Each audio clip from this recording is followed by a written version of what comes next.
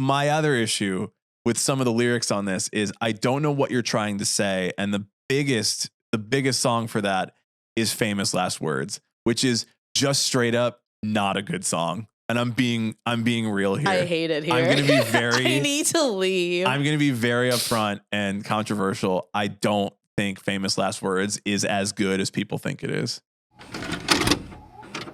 2024, When We Were Young, it's coming up this year, and they're doing all album plays. And we are going to look at all of the records that are being played, 56 records in total. Absolutely silly. And we're going to review every single one of them. Now, some of them we have listened to since our childhoods. For you, because none of these are from my childhood. You mean my adolescence? They're from my. Yes. I was like late middle school, early high school.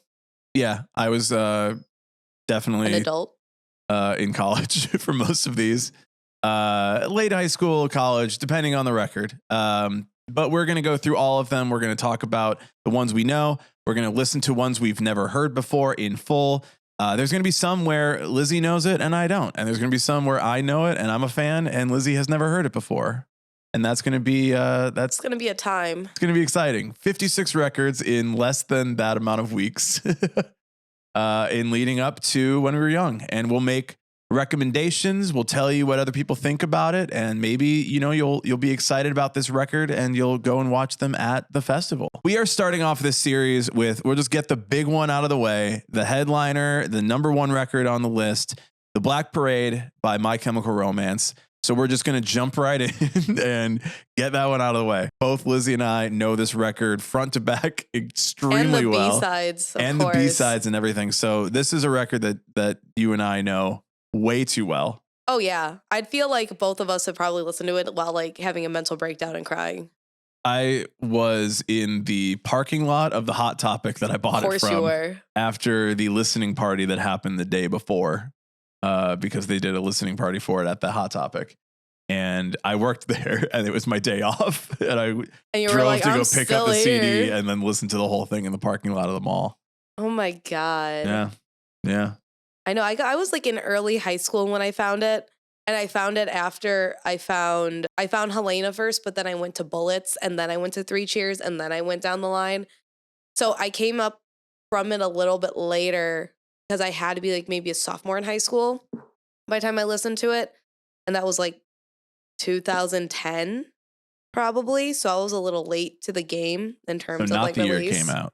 No. Gotcha. Not the year it came out. Well, before we get into our thoughts about the record itself and all the songs on it, do you want to tell us a little bit about the record itself? Yeah. So this is my third studio album. It came out October 20th, 2006. It was on Reprise Records, which during this time, as some other research I've done, they had a lot of the iconic like banger albums that were on there.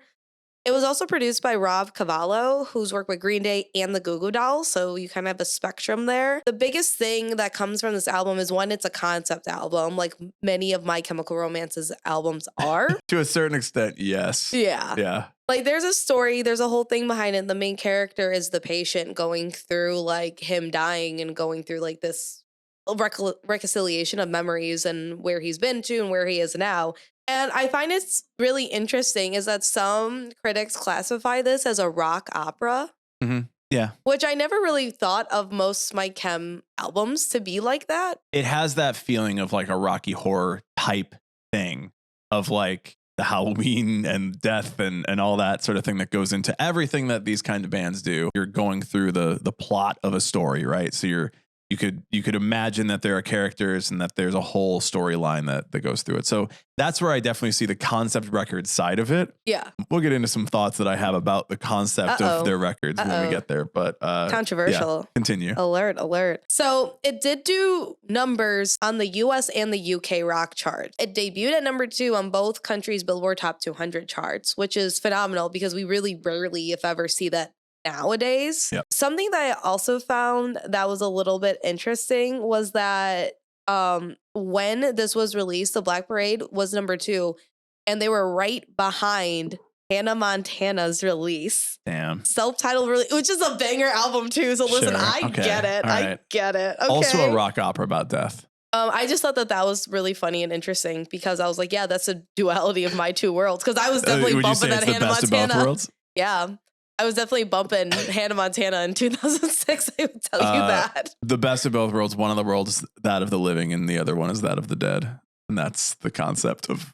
So which one is really Montana's. Hannah Montana? Is she really alive or dead inside? The main singles off of the Black Parade were Welcome to the Black Parade, of course. Everybody's heard it. Famous Last Words, I Don't Love You, and Teenagers. So this had 4 singles off of it, which are all, majority have been on the radio, like at least on alt rock radio, if not like regular top 40 radio as well. Enemy placed the album on their best 50 albums of the year in 2006 in 10th place, where Rolling Stones placed it at 20th place out of 50. They had a 10th anniversary vinyl reissue in 2016 that included some live demos that we never heard before. That included live demos of like Mama, House of Wolves, and some live demos of B-sides like Kill All Your Friends and Heaven Help Us. They've had a big resurgence too, just because they've also gotten bigger on TikTok over the last like couple of years. This album, when they went on the tour for it, they did play the whole thing on that tour. And they did a live DVD live in Mexico. The Black Parade is Dead. So this album has been played out as a full vehicle, as theatrical a full thing. experience. As a full experience many times on a full tour. Let me tell you what I think about this record. Oh, damn. So let me preface this. My Chemical Romance is my favorite band, I think. Now, I like a lot of bands. I like a lot of different artists. So hard to really be like, oh, I'm locking it in. So My Chem is my favorite band. And this is my 3rd favorite record by them. I am in the minority of people who believe that Danger Days is one of their best records. I mean, you're correct. Yeah, it just is. It's a great record. When we talk about the concept of all this stuff and how there's like, they've put like a concept behind all their records, it very much feels like the Black Parade was a forethought, like we're going to make a concept record. And the other ones, they're like, here are some general ideas that can connect some of these songs together in some ways. When really My Chem just happens to be a very theatrical band that creates theatrical music and needs to have some sort of like connective thread. And sometimes it really works. I think Danger Days aesthetically is really good. And I think 3 Cheers aesthetically is really good. And the Black Parade for me is like, yeah, I know you're going for this concept. And sometimes I wish you were just writing like better songs. When I think about this record, there's like a bunch of songs that I'm like hard hitting, fucking love it. I have listened to this record more times than I can count. And sometimes I'm just like, it's way more fun to listen to 3 Cheers and it's way more fun to listen to Danger Days than some of the songs on this record. I will say that This Is How I Disappear and The Sharpest Lives are heavily underrated. Oh, They are the top 2 best songs in this record. Now, I tend to lean towards a lot of the heavier, the louder songs on this record too.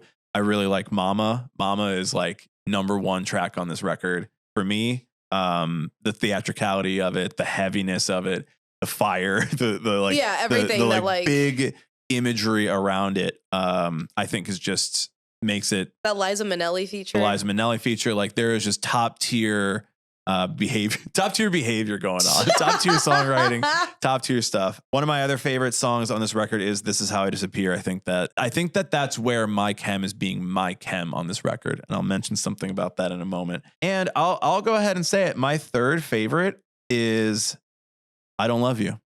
Really? I really like I Don't Love You. I know it's a ballad and it's a single, but I liked the sound of it coming from 3 Cheers. And I just think that like doing sort of this 80s pop rock ballad on the record, like it just worked for me. And I've always felt a connection and attachment to that song. I feel like I'm going to give one away from my least favorite. That's one of my least favorite. That's fine. I absolutely I've understand always why. like listened to it, but it never like hit me in that way that like some other songs did on this album.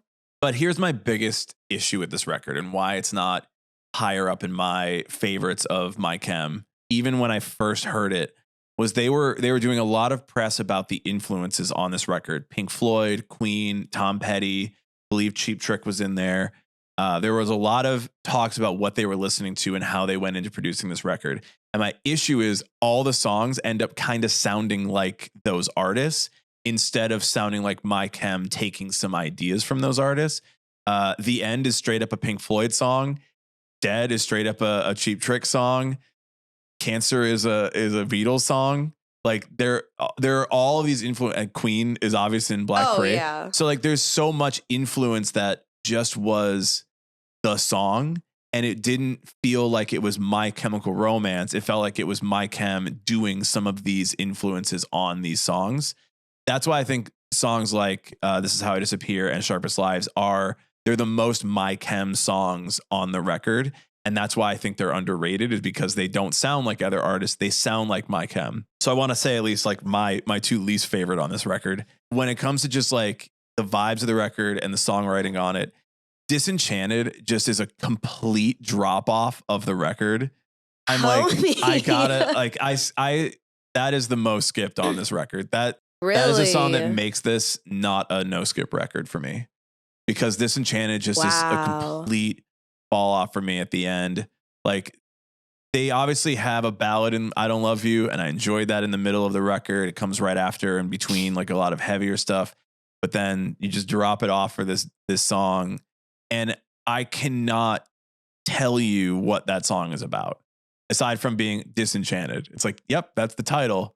And my other issue with some of the lyrics on this is I don't know what you're trying to say, and the biggest song for that is Famous Last Words, which is just straight up not a good song. And I'm being real here. I hate it here. I'm going to be very I need to leave. I'm going to be very upfront and controversial. I don't think Famous Last Words is as good as people think it is. This is a really bad take. I think the chorus and the outro and all that is good. But if you can explain anything about the verse lyrics that isn't just like, it sounds like Gerard was just saying whatever came to his head. And he kind of talks about that a little bit in the liner notes. And like, I was going through stuff and the house that we were recording in, and it made me feel like this. And so I wanted to write about it like that. And I'm like, yeah, but you could have like said something, because you literally just didn't say anything in the verses at all. When I really listen to it, I'm just like, okay, I'm not connecting with this. I'm not feeling a connection to the song at all.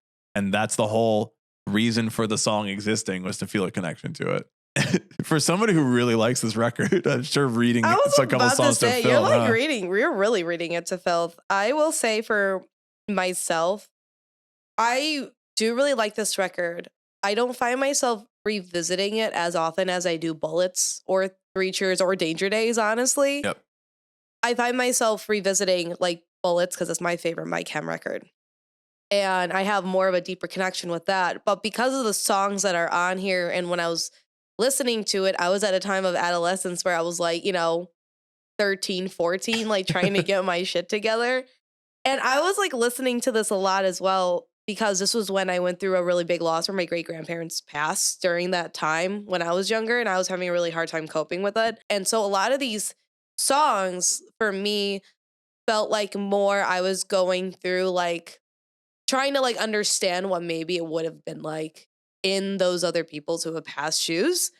And for me, like maybe that was like a really morbid thought when I was really younger. It might be. I have no idea. We had so many records that were all about people dying, and it's like we're teenagers and we're just like, yeah. Oh, by the way, Teenagers sucks. That's another song. Yeah, okay, really we like. agree on that one. Okay, that's not. We're gonna get into that one too. Now that I just like popped in my head, I'm like, yeah, Teenagers is not a great song. It's a ripper, but it's not a good song. Yeah, but we'll get into that one because I am also controversial about that as well. Okay.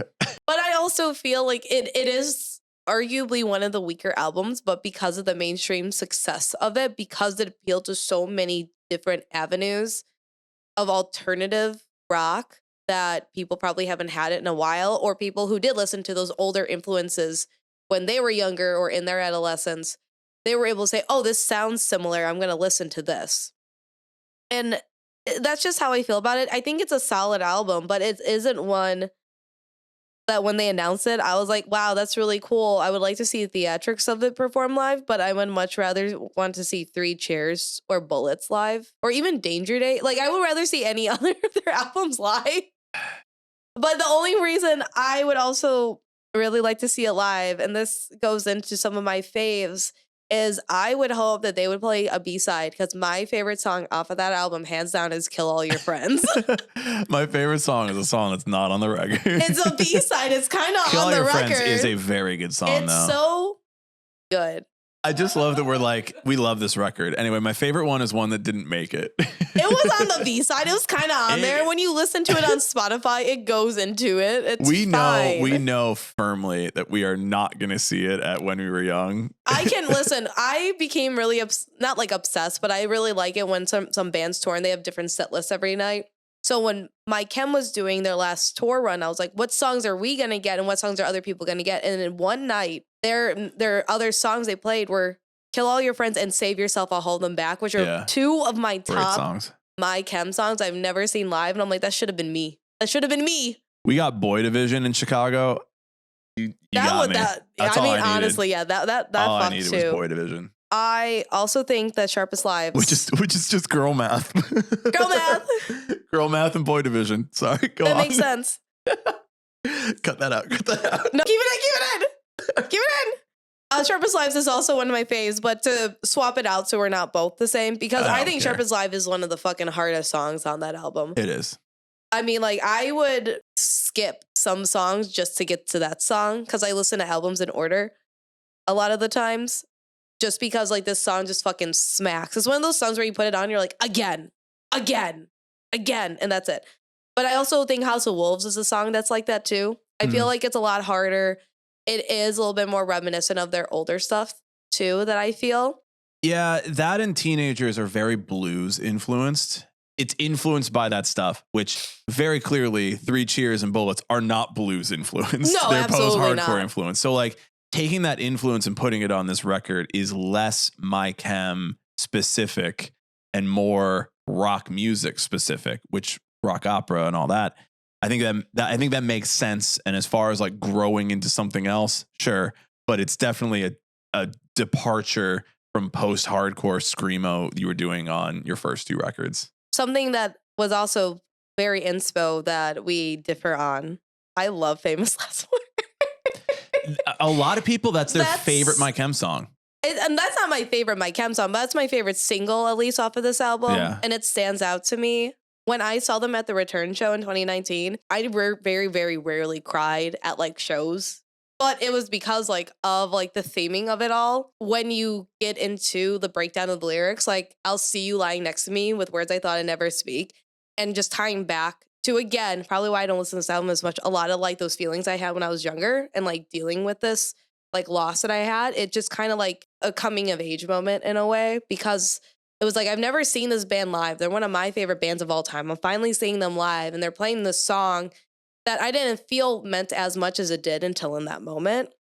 So for me, that's where that kind of stands with that song. For me, Famous Last Words just doesn't pull me in with the words that he's saying. Yeah. Well, you know what also doesn't pull me in with the words they're saying? Teenagers. It's literally my top least favorite. Yeah. And my thing is that the way that it's placed on the record too, when you're listening to it in order, it's just like kind of thrown in there and it throws the vibe off. It really does. I'm glad it's only 2.5 minutes.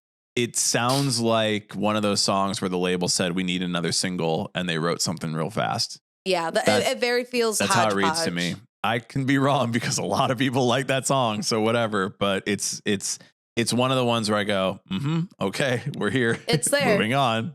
One of the other songs I also would dislike only because it makes me cry is Cancer, and I have to skip over. My thing is that I like it, and when I listen to it, I'm like, it's great, but I'm going to have an emotional breakdown, so I have to immediately stop. I think that's why people like don't want to hear it all the time, because it is like, okay, yes, I like it and I know it and I don't need it all the time. So those are our thoughts on this record. I wanted to try something fun. I wanted to try something a little bit funny. Goofy mood. And we're going to look up what some other people might have thought. And I went on Amazon and I looked up the record and I found some reviews that other people left on this. Now, this is better than going to Twitter. This is better than going to Anthony Fantano, who rated My Chem higher after like reviewing this record after 10 years. He actually rated it higher. This is written by R. McCracken. This was reviewed April 29th, 2008. First of all, I love theme albums. To me, an album should feel like a whole entity, not a shuffle of stuff that happened to be from the same artist. Theme albums aren't the only way to pull this off, but they are a great way to do so. The Black Parade is the campy pop sensibilities of Queen, the dark epic storytelling of Pink Floyd, a la The Wall, the drums of Smashing Pumpkins, the bass and rhythm guitar of Green Day, and the lead guitar of Guns N' Roses. God. These are all things that I admire deeply, so why the uneasy feeling when I listen to this album? I think because it's too close to all of those things. If you told me that this was a super band made up of members of those groups, I'd believe you. The similarities to The Wall are especially over the top. I love The Wall and was at first really excited to see the influence of it on the Black Parade, but as the album went on, the similarities became just too numerous. I can tell MCR is extremely creative, but there was too little that was uniquely MCR among the homages.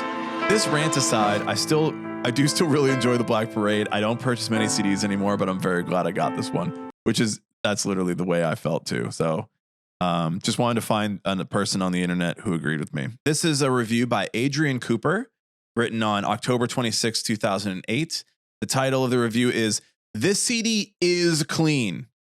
Oh. Yeah, there are some S-bombs, but the F-bombs are completely bleeped out. And besides a CD that is clean doesn't necessarily have no swearing. You like Incubus? They have a CD called Make Yourself, and it has F-bombs that aren't bleeped out. Why would you need a CD that's not explicit just because you're in school anyway? Don't we all have iPods or other MP3 players where the sound only goes to our ears anyway? Wow. Okay. Now all the singles plus Cancer, Sleep, and Mama and such stick out, and I'm ready to give this CD about 4 stars. I'm rounding it up because the other guys complained because it wasn't clean. I only got this version because it was way cheaper than the unedited version. Usually I can't stand edited stuff, but they still drop S-bombs here, so I was pleased. I mean, I'm sorry, S-bombs. I know what it means, but I think that's so funny they're censoring themselves. I want to know how your top standouts are Cancer, Sleep, and Mama. Like, homie, are you good? And this is the last one I'll read. This is a review by The Watcher's Eye, written on July 9th, 2007. Title is, "By all means, welcome to the Black Parade," with 4 exclamation marks. Whoa. When lead singer Michael Way called the album psychotic, he wasn't kidding. Upon my first go-round with the Black Parade, I didn't get it. I sat there for a moment thinking, wait, what? However, having listened to 3 Cheers and I Brought You, I knew better than to go with first impressions. So I listened to it again, and again, and again. What a superb junior effort by this group of alt-rockers. Oh my God. This album has a little something for everyone. I enjoy this album so much, I would love to write a review for each song on the album. However, that would prolong you from doing what you should be doing, which is listening to the album. Stop reading and start listening. If you're even remotely interested in My Chemical Romance, buy this album. And even if you're not interested, buy it anyway. Wow! Wow.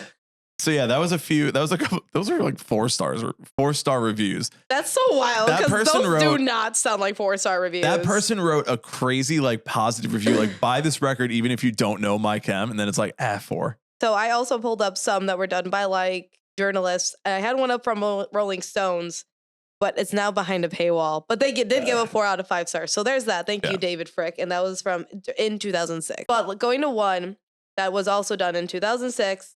By NME, by journalist Dan Martin. There's one surprise left, but we laughed so hard that we won't spoil it for you, except to say that it once and for all disproves the accusation that this band are somehow humorless, as if the album hadn't done that anyway. The Black Parade understands that real tragedy is inherently a bit funny and vice versa, and it's the fact that which sees them leave the gibbering bodies of 1,000 emo Jessies in their wake. The truth is, they left that baggage behind long ago. If there's any parallel, it's with somebody like Billy Corgan. Not just because of the eerie similarity of Gerard's new hairdo, correct, or even the marching band thing, but because both people have bigger imaginations than punk rock usually allows. But having been through their problems with drugs and psychosis already, MCR just seemed too much of a finely tuned juggernaut to fuck things up like the Pumpkins. That was Enemy. There's no star rating, but from the gist of it, it sounds like that they liked it enough. Now, here's the question. Is this worth going to see at When We Were Young 2024? Yeah, like Duh. Like, of course it is. I think just for the theatrics alone. There was so much when they did it on the tour, on the stadium tour. This time they have to do the jackets. They have to do the whole break thing it all in the out. background. Like, so I believe that yes, it's worth it. It's worth seeing the entire set from beginning to end. It's worth watching the whole progress and the progression of the theatrical rock opera side of it, which is what they did in 2006-07 when they played this out. They will be headlining. They will be the last band of the day on the main stages.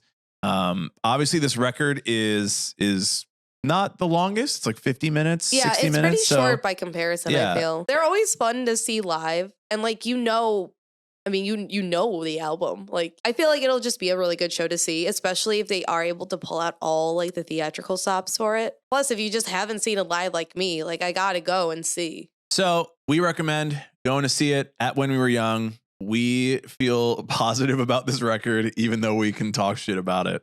What do you think? Drop some notes in the comments. Let us know if we were right or wrong, or if we found if you hate us now, the most controversial take. We will be continuing to do all of these records that are being played at When We Were Young. Make sure you subscribe so you know when those come out. And Emo Social Club, the Black Parade. We'll see you at When We Were Young.